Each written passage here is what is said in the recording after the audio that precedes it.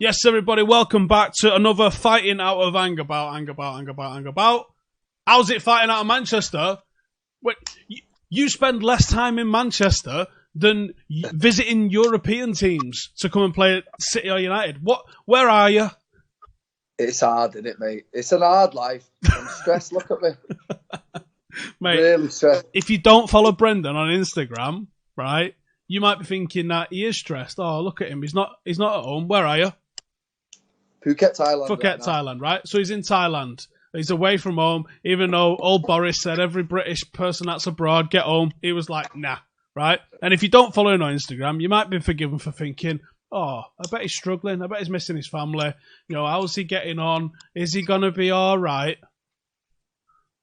Do you even know that there's a global pandemic happening? Or are you just fucking getting on it? All I'm saying is, don't worry about me. I'm all right. You know what I mean? What I am doing though, I'm getting a lot of mixed reviews here, because what I'm getting, you're a cunt for not fucking self-isolating. I'm also getting you my hero. So it's been a lot of mixed reviews. But listen, people, what I will say is, I'm adhering to the law of the land. Okay, I have not been told to do that. I've been told. But you was told to go home though. You did get told to go home, and you didn't do that.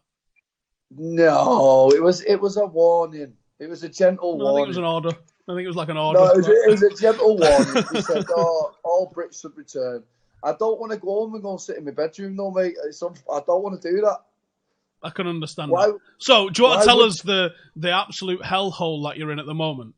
Do you want to describe the scene for everybody who's not seen? Stressful, you know. Like I have to get up, train, eat, you know, go to the beach. Right, hang on. Has your life even changed in the last few weeks? No, it's pretty much my life, to be honest. Right, so from everything I'm seeing on Instagram, you're in this absolute mansion in Thailand. You've got a foosball table, one of them hockey tables, table tennis. You got a pool, you got a barbecue. There's a bar in there. Like, it looks like a party pal. You've been going to the beach. Everyone's still going to the beach as well, by the way, aren't they? Like, no one stopped going to the beach. Nah, it stopped now. It stopped. Like I said, listen, mate, before everyone gets mad at me, I got some really bad hate mail yesterday. Did you? You're a selfish cunt and all that. Yeah. I was arguing with this kid. I said, listen, mate, I'm doing what I'm told. All right, I've been told that I've got to stay in my gaff between 8 p.m. and 3 a.m. Okay, so it's like a curfew that they've got going on. Absolutely pointless. What's the point between 8 and 3? What difference does that make? Virus is asleep at that time, so. Oh, is that what it is? Yeah, I thought so. But what I've also heard is, not many people have it here, for one. Number two, I've heard it doesn't survive in heat too well, which would make sense because I've not seen... Here's coping very well.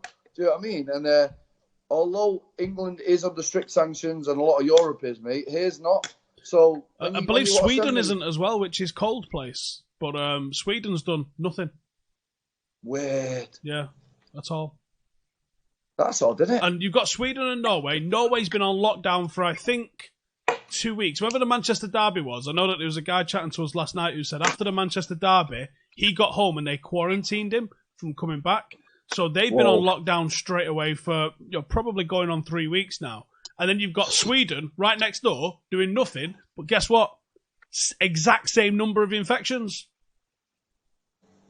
Weird. Nah, but us English are filthy bastards, aren't we? That's why we're spreading it like mad. We're filthy, aren't we? England seems to be... It's growing. It's certainly not gone away. I would expect it to start to level off in terms of like peak soon because, shit man, I've left my house twice in a week. And all I've done is go to the place. Mate? I've been busy. So, I am going a little bit mental. And I drove into town yesterday to check my mail. But it took me 7 minutes before I saw a car. Another car on the road. Whoa. 7 minutes before I saw another car. And I was like... You're joking, bro. We are allowed to drive, aren't we? Like... I'm not just going to get nicked in a minute, am I, for like driving my car? Oh, who was that football player, mate, that left his bedroom and got all that fucking stick? Jack Grealish. I don't think he left his bedroom. I think he was drink driving and crashing his car into other cars. I think that was the issue. Oh, I just thought he left his bedroom and got a slap on the ass. Anyway, so this is a coronavirus special. I don't know. Maybe we'll keep doing these because Well, fuck it. Maybe What? we'll just keep doing them from Thailand like this over Skype. Do you know what? We needed this, mate. I was thinking this. A lot of people right now, they fucking bash Netflix to death. Everything's been watched. Every YouTube rabbit hole has been down. Right? Every conspiracy theorist has been watched. Right? Let's bring a bit of fun back to it, mate. Do you know what I mean? I'll keep you up to date with how Thailand's going, and you keep me up to date with how your bedroom's going. Cheers, mate. Well, I'm in the back room here. Not in my bedroom. I'm in my back room. Have a bit of respect, all right. So while we're having fun, something that's hit the world of MMA harder than coronavirus is the most cursed fight in history. Even though, right? Can I just say, let's get the framing of this right. So Dana was like, I don't fucking care what's happened to the world.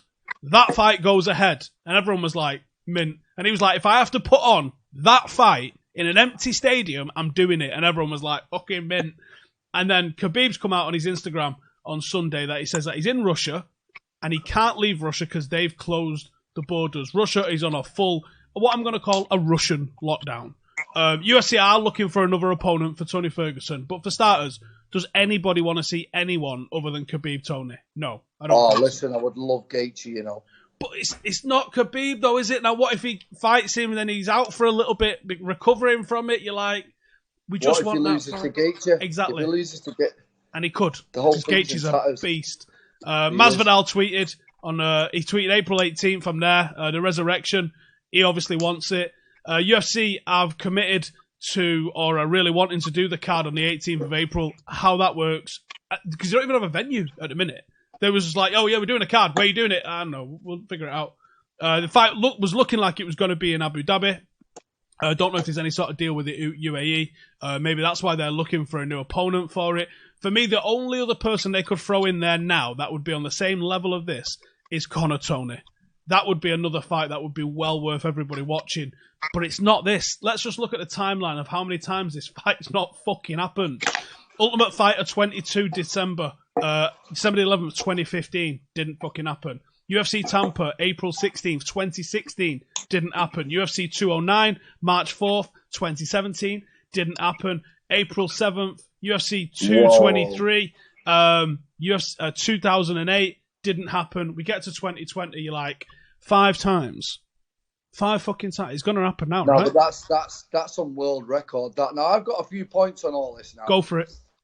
I'm glad you brought it up. So, first of all, the world is going through something now that's unprecedented. Nobody's ever seen it before. It's absolutely insane.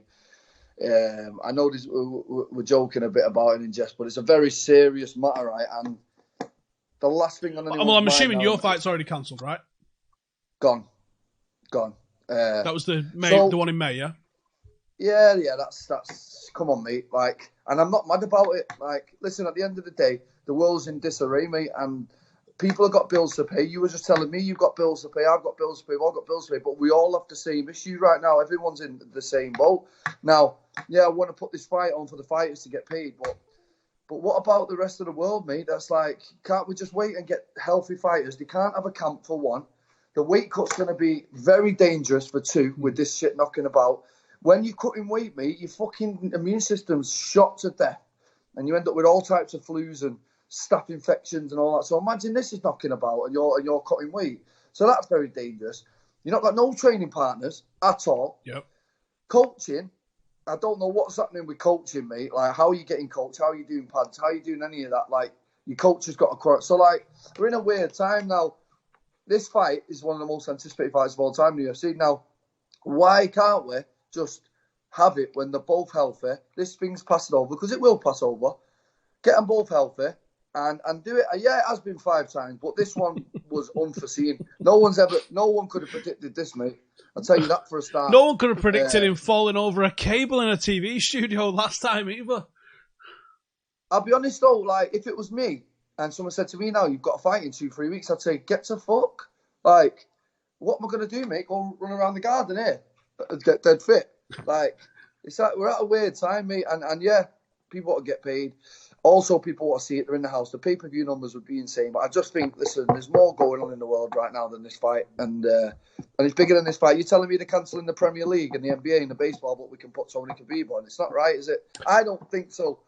It's less people involved, sword. isn't it? It is less people involved, and it is a bit of a respite for everyone who's sitting at home doing their nuts in, if they could have got it done. And obviously, if they could have got it done safely.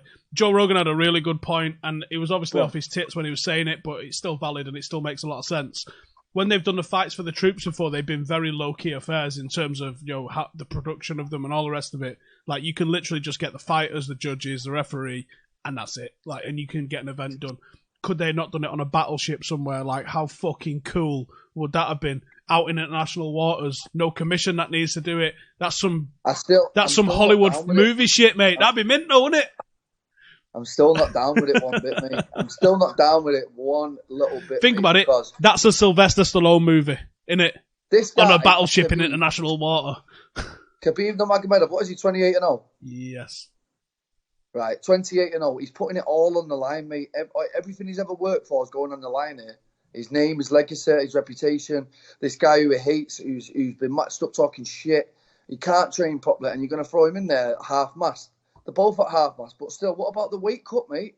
Like, fuck, you know how hard it is to get that weight off. You have to do extra training, and you want to do extra training in this climate. It's insane, mate. I mean, it's a double-edged sword. People say, yeah, but it's a fight. They'll get paid. It'll bring joy to people, which it will. But there's a massive fucking elephant in the room here. A massive one. Like, let's just fucking knock it on the head for now. Everyone's on a pause anyway. And then we'll go for it at the end. You know, everyone will be back to normal. I'm not stressing about it, you know. Just life will go on. That's my take on it. It will, but it feels like it's going to be a minute before everything gets back to normal. Months. And what sort of place we'll be in after that. I think we're going to end up seeing a lot of people who figured out, well, I can work from home. Why the fuck am I going to the office? Loads of people, I think, are going to figure that out. Offices, hopefully, are not as seen as vital as they once were. That might be one change. I watched a mint video on Instagram. Like, the positives out of it is bringing all the families together. Mum and dad are at home all day now with the kids, which you should be.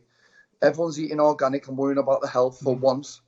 People are getting up and training and actually enjoying the life with the time with the family. I know we're all like having a laugh, but you are enjoying the time with your family. You must be, mate. You're a busy man. Do you know what I mean? And it's not often that you get to sit and watch your kid get out of bed and watch him get dressed and be there all day. It's not even just that. It's like, I'm working in the back room here. Like, it's like a conservatory kind of affair. I'm working out in the back here, but in between doing videos and having calls and stuff like that, I'm wandering into the kitchen. Baby's in the kitchen. They're in the front room. Even just seeing them for them 5 minutes. That doesn't happen when I'm in the office in town. You know what I mean? Mm. Those are little moments that you're not getting. Or the baby will come in just chatting up a maca to you. Holding a basket or something, and those moments are cool. Jay's out here, he's doing homework. They've been get all these quizzes and tasks and stuff. They're doing school completely remote at the moment. He's working up in the loft. Everybody is in here. Janine's in the garden in the morning doing exercise. She runs fitness classes, so she's streaming them, to all her class.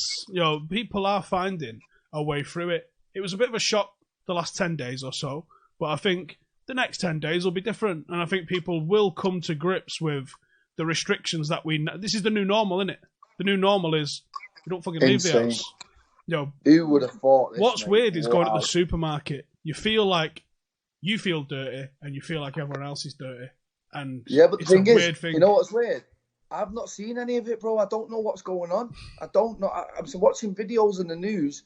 And my whole head's falling off thinking, is this what's really going on? Like, people sending me videos at Aldi, people stood 2 meters apart, like, all ballied up, looking at each other, like, thinking, like, you automatically think everyone's got it. And I'm thinking, whoa. But what I'm worried about now is you guys on the other side of it, which is great. You're getting the case out, everyone's isolated, so it will start doing that. But here, like, is it true that it doesn't feel like Thailand? Am I going to end up in your position now for the next 3 months? Now it's past your, like a wave, innit? Yeah, what if they have to lock Thailand down? Or, this is the worst thing for you, is if we clear it, or we manage it, and there's, the rate of new infections in England falls massively, but it kicks off in Thailand, and you go, right, I'm getting out of here, I'm going to go home, they're going to quarantine you for 2 weeks somewhere in some cell, aren't they? To make sure you're not bringing it into the country. That's what's going to fuck things up. And I'll sit there and I'll do that, mate. If that's what the law want me to do and that's what the fucking thing want me to do, I'm not against it at all. Like, Pete, you know what? This is much bigger than me. And my mum works with the NHS. and a lot of my family work for the NHS, and they said it's a shit show, and they're on the front line of it. So it's a close to my heart, this issue, and that's why it gets me mad about thinking about a fight and this and that. I think, fucking hell. And I know I've seen all these stats. Look how many are dying of AIDS. Look how many of this, how many of that. But listen, we know about them. Do you know what I mean? This is one that's attacking our old people. Like, she looks after old people and she's in their houses. These are people, right, that have worked their whole life now. They're sat in their house. They've got no family left. They're terrified in their own home. If they leave, they're going to catch this and die. And then if they do catch it, they're in hospital and they're just going to die with nobody even giving a fuck because they're just another stat. Yeah. And they're the real issues that are going on. So if I land back in the UK and they say, you better get in an hospital thing for 2 weeks, I'll do it, mate, if that's what it means. But the thought of MMA or anything else right now when this is going on, it just seems a bit mad to me, mate, to be honest. Yeah, and I think a lot of people have the same sort of opinion. I volunteered for something called Project Rubicon, or Rubicon Project yesterday, which takes ex-servicemen and it puts them into disaster relief. So previous stuff that they've done is where there's earthquakes or floods or famine or things like that where they need to be giving out water, giving out aid, that sort of stuff. They send veterans to that. And I thought, I don't feel like a man sitting here just making fucking videos. So I was like, well, I'm going to put my hand up here and just be like, right, here's what I can do. Because I am still a medic. I have still got a Class 1 driving licence. There is still a lot of skills that I can put to use if need be. So I put my hand up and I've gone, I'm here if you fucking want me. So I've been filling out my experience. Some of it, you're like, hang on, isn't this fucking classified, some of this? I don't really like filling this out on a form on the internet, but I've filled out what I think I should fill out. And I guess it's just wait and see if they holler at us and if they want us. Well, that was another stat, wasn't it? See how many people volunteered? Like, they wanted 100,000 and 500, 600,000 or that lot. But another thing, like, it's the only way out your house really now to volunteer, isn't it? Yeah. Like, it must send you mental, mate. I can't even imagine.